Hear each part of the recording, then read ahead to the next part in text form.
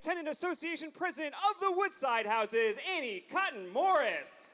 The Chair and CEO of the New York City Housing Authority, Greg Russ. The President and CEO of the New York State Energy Research and Development Authority, Doreen Harris. The Mayor of New York City, Eric Adams. And please join me in welcoming the 57th Governor of the great state of New York, Governor Kathy Hochul. Good morning, everyone.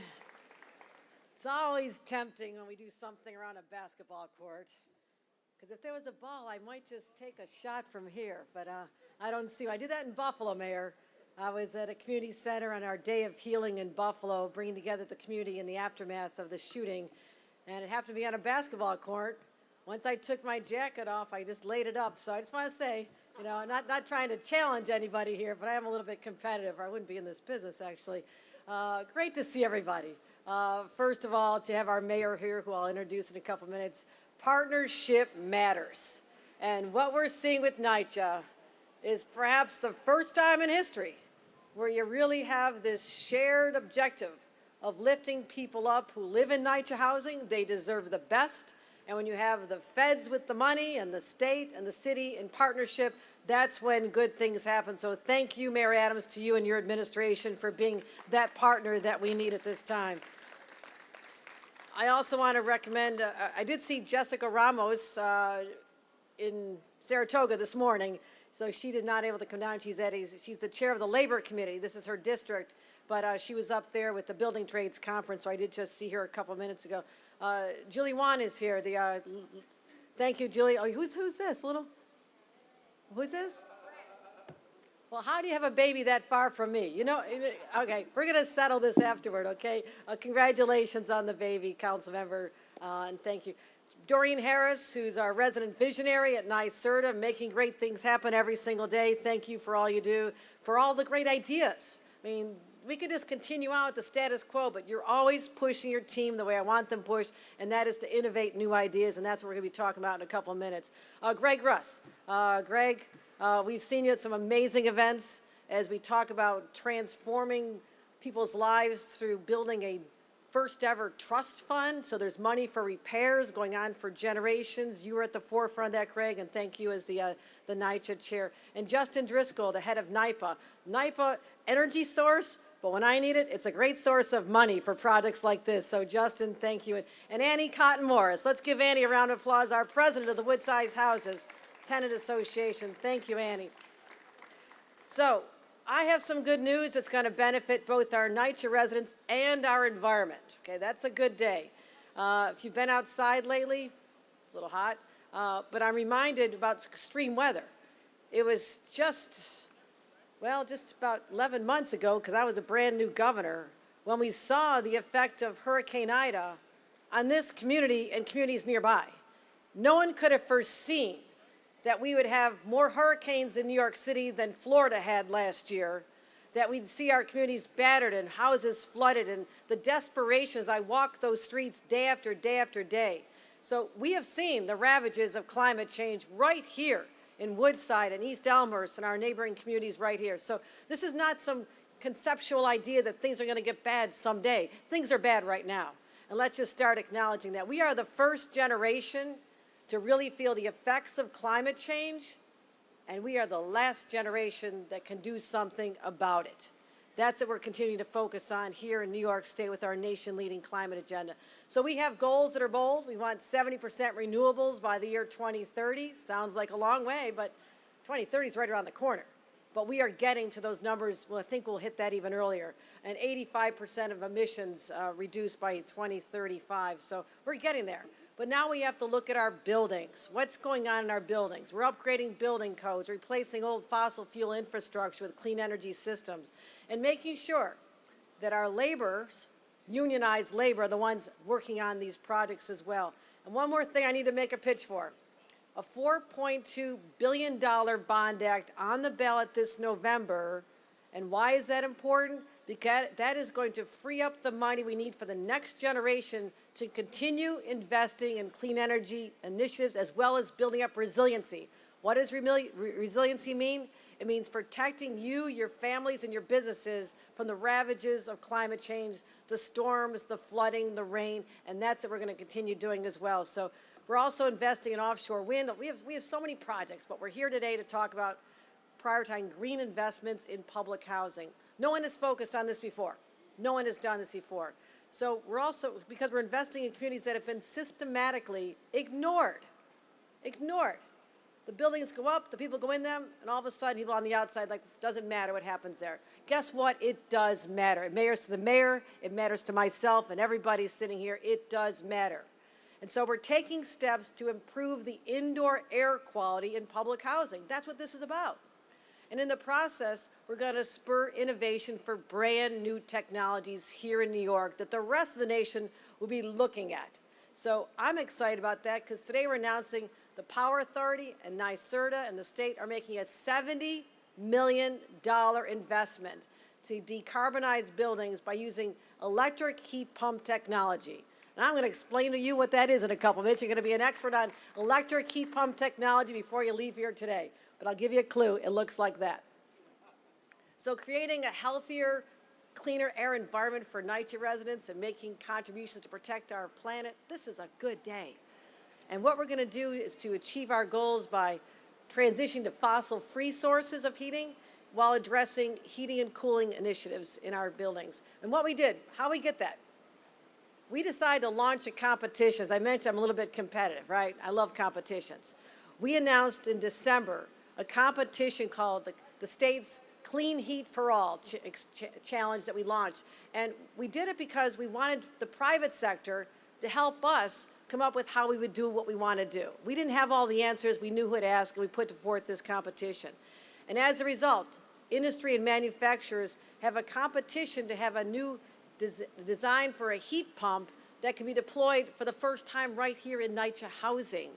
And that's what we're so excited about. So yeah, I asked you, what's a heat pump anyhow? I ask all these questions.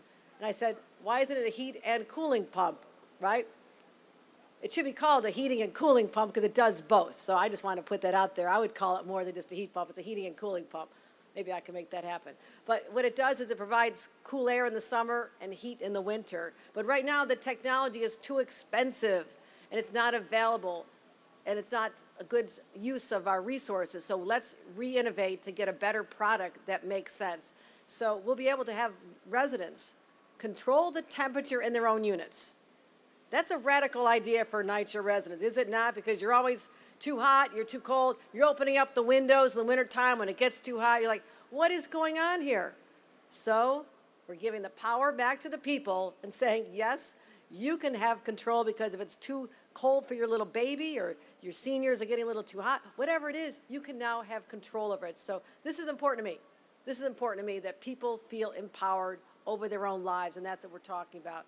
So we're focusing on that, and you're also going to make sure that we focus on quality of life issues as well. And this is a big milestone. We're going to continue focusing not just here at Woodside Houses, but we're going to be selecting a number of homes right here that will be installed over the next few weeks. And eventually, we're going to have this in over 30,000 units.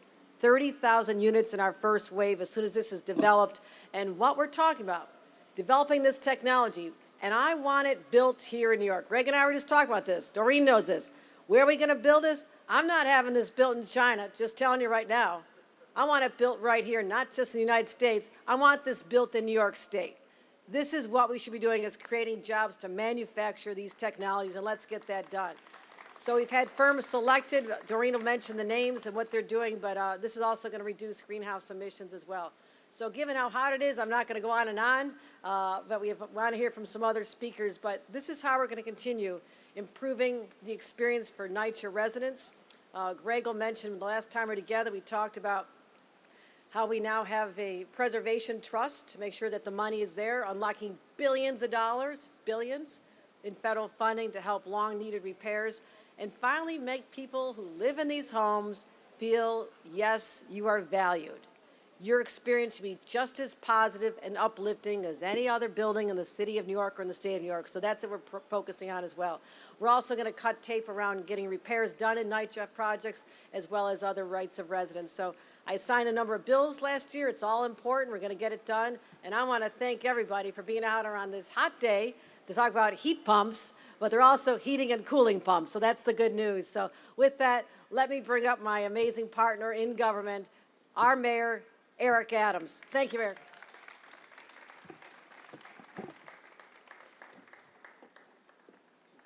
I'll find you a basketball. This is, and the governor is right. This is an amazing moment, and we cannot say enough about the role this governor has played as she has moved around the city and state, addressing just real on-the-ground issues. You know, folks will come and they do ceremonial ribbon cuttings and ceremonial events. That is not what is happening since my day of being in office and since our time of being governor. One of the most significant things had to happen that was really revolutionary in modern times of governors and mayors. We had to communicate with each other, and we had to like each other, and we had to work with each other in order to get stuff done. That's what we're doing.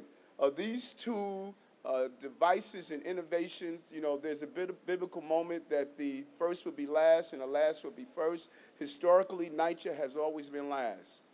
Last in technology, last in evolution, last in changes, last in repairs, last in the resources that are coming from Albany.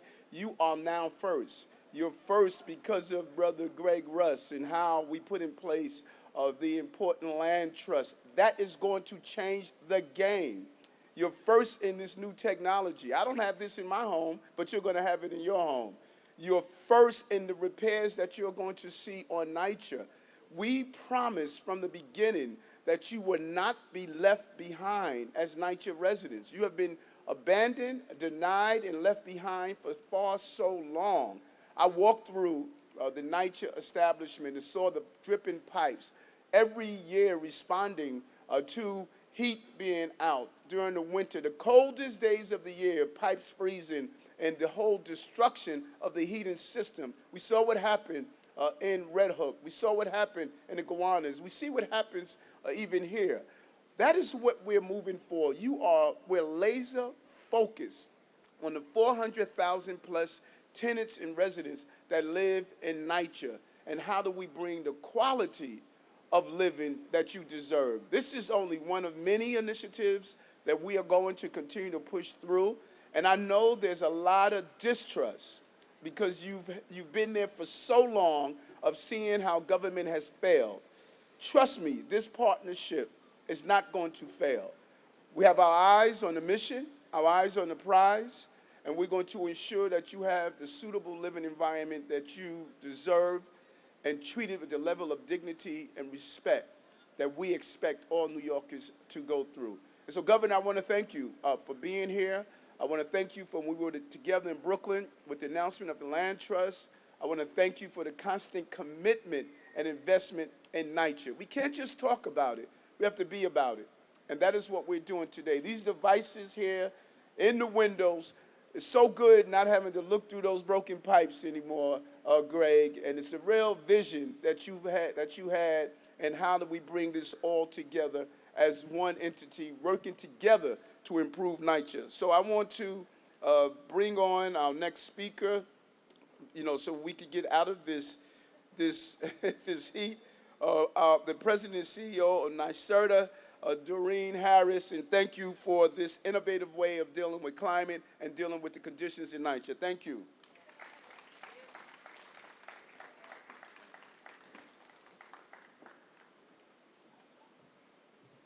Good morning, everyone. What a pleasure it is to be here representing the state's Clean Energy Agency.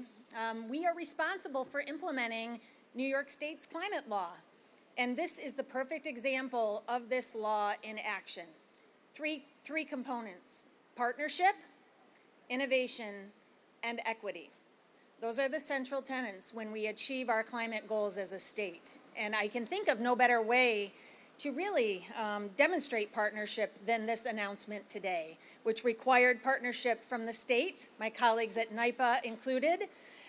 It required the leadership of Governor Hochul, who works with us day after day to achieve this on a statewide level with the full instruments of the state at hand. It requires the partnership of NYCHA, the city, the mayor, to recognize these investments here. And it recognizes the investments by the private sector. Midea, America, and Gradient Comfort, congratulations today on advancing these projects here and beyond. Technology. This was a challenge, as Governor Hochul noted. The Clean Heat for All Challenge was saying that we need solutions to bring to bear here that can be scaled up across our state. When we think about the goals that the governor has set forth, 2 million climate-friendly homes by 2030, we need to start with scale. And these technologies are going to start here, as the mayor noted, but they are not going to end here. We are going to be able to apply these resources and these technologies across our state to realize not only our goals, but to bring this industry here to New York as it should be. And equity. Equity is a central component of the Climate Act because it is not the case that we can always do what we always used to do when we talk about these transitions. And that's why starting here, as the mayor noted, is the most critical part of it all, that we need to invest in places like NYCHA housing. We need to realize the benefits here, perhaps more so than other places, because of the fact that these communities have not always been served in the same way as others. And so when we meet these commitments and all of these pieces come together, this is why New York is a leader, not only in the fight against climate change, but the responsible advancement of the developments that are necessary to achieve it. And so these window units are the beginning of this opportunity as I see it, and I'm thrilled to be here today representing the state in doing so. So with that, I'd like to introduce Greg Russ, my partner in advancing today's exciting announcement. Thank you.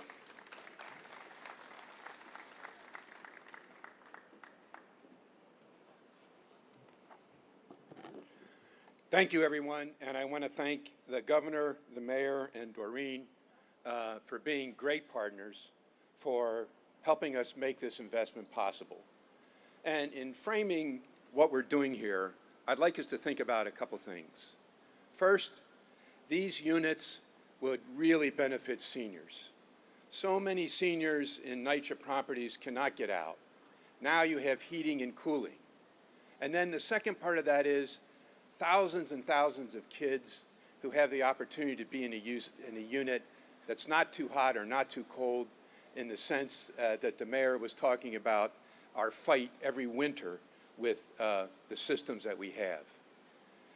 NYCHA must change every single piece of equipment that it currently has. We can no longer rely on these ship-based boilers, which in fact, if you go back, were designed to run hot with the windows open. And that was 80 years ago. So we need to change that technology. And the other thing I want to say that both the mayor and the governor touched on, no pipes. That we have an electric unit, we have limited piping in the walls, we get rid of the distribution systems in the ground, and we create an entirely new energy environment and culture. And it's here at NYCHA. It's here in the units that benefit low-income families and seniors. And there are two other things I'd like to say that this is going to make possible. Both the governor, mayor, and Doreen alluded to this. This is step one. Step two is to think about how we engage in a discussion on the assembly and manufacture of components like this, and not just these systems, but the other kinds we'll be installing in the apartments as we improve them and make them livable.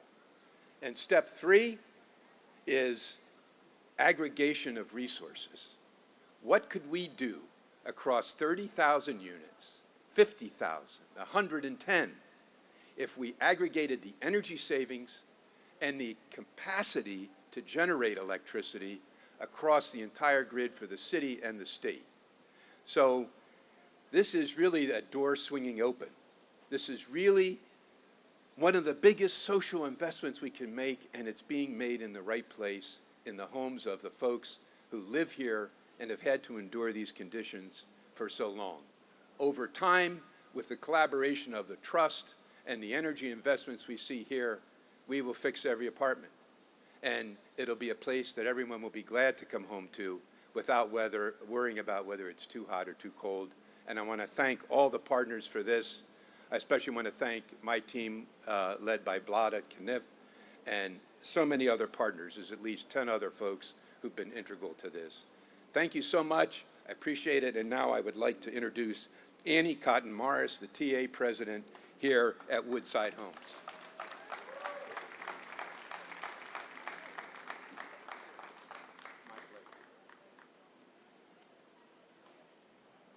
Good morning. It's still morning, right? Okay. I'm so glad to see all of you out today on this hot day. Next time we'll do it about 6, so it'll be more cooler. I feel honored here in Woodside that all of you are recognizing us and want to do things for us. Just let me ask one thing. Are we going to be the first ones you try your samples on? Whatever you're going to do, make Woodside first, okay? Right, Woodside? Make us first. We're important. Like I said, I want to thank all of you for coming out. Woodside is a wonderful community. I've been here all my life. Me and the housing, I'm not going to tell the age, the same age. But anyway, I love it here. I really do. The people are awesome. Anywhere you go, you're going to have a little bit of disturbance, but not in Woodside that as much as other places. So I know it's hot, and I don't want to hold you out here. It's really hot. So thank you all. And anything you could do for us or we could do for you, just call us and let us know. The police, I didn't recognize him at first with his hat on. But all of you, the people from Queensbridge that came out, not Queensbridge, yeah, Queensbridge and wherever you came from, thank you very much. I got to give this baby a break. So, well, I guess that's it. Anyone else have anything of importance to say? Thank you very much for coming out, and don't forget us. Oh, somebody gave you a basketball. Oh, my goodness. Oh, my goodness.